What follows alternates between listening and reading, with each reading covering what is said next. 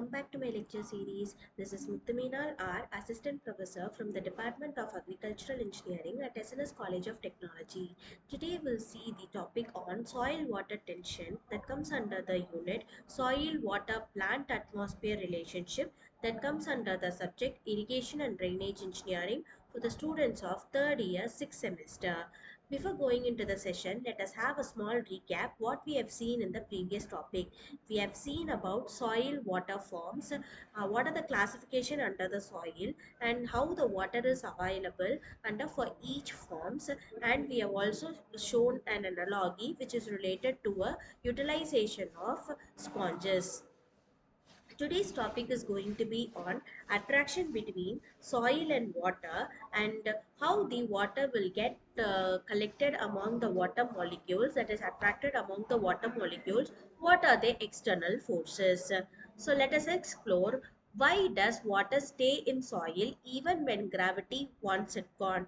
We all do know that when the gravity is already gone, the soil will have a capability to absorb the water, and also this holding capacity of water could be claimed it as tension. Why do plants struggle for water even when soil looks wet?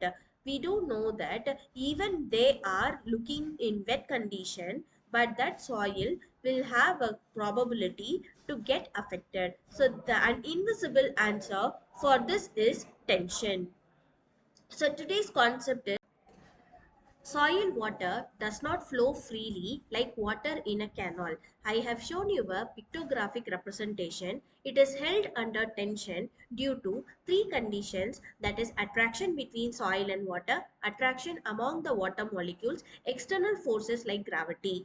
The attraction between soil and water happens with the help of adhesion, and the attracting among the same particles like water molecules happen with the help of cohesion, and the external forces helps us to pull down the water in the soil. As you guys can see here, water adhering to soil particles is claimed to be as adhesion, and the water molecules sticking together is claimed to be as cohesion, and then the gravity pulling the water down in the soil is said to be as external forces.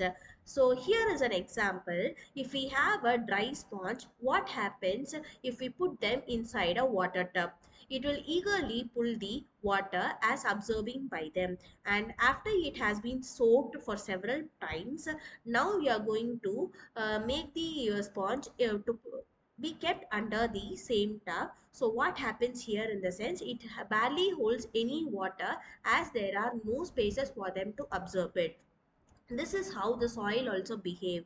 The soil behaves in the same way, like if the soil is in dry condition, it will help us to hold the water, and if it is in moist condition, the loose hold on water. The drier the soil, the harder water is held. This holding force is said to be as soil water tension. So here soil water tension could be defined as soil water tension is the force per unit area with which water is held in the soil and must be overcome by plant roots to extract water. It is expressed as bars, atmospheres, kPa, and or centimeter of water column. Here I have also shown you an example of water available for the crop to grow. So this means that with the help of soil water tension, the water gets sticked towards the soil particles. Why these kinds of soil water tension exist in the sense, it is held due to adhesion, cohesion, capillarity, and gravity. So adhesion means, as we have all seen together, it will help us to adhere to the particle like soil. So cohesion means attracting the same water molecules together to form a bigger form, so that after which adhering towards themselves, they all helps us to putting down the water with the help of gravity. Together they decide the availability and not just presence. So the components of soil water tension are metric potential, gravitational potential, and osmotic potential. Metric potential is denoted by pi m, gravitational potential is denoted by pi g, osmotic potential is denoted by pi o. Due to capillary and adsorptive forces dominant in unsaturated soils, metric potential is prevalent. Due to the elevation above reference level, gravitational potential is available.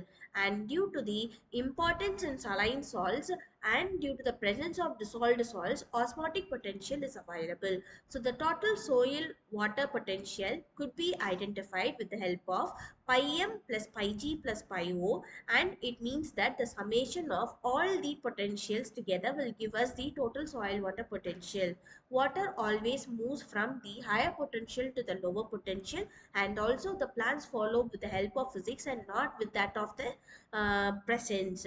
So here we can measure the soil water tension with the help of common instruments like tensiometer, which works with the principle of utilizing vacuum gauges, and the next one is electrical resistance blocks, and the third one is pressure plate apparatus, which is used under lab determination.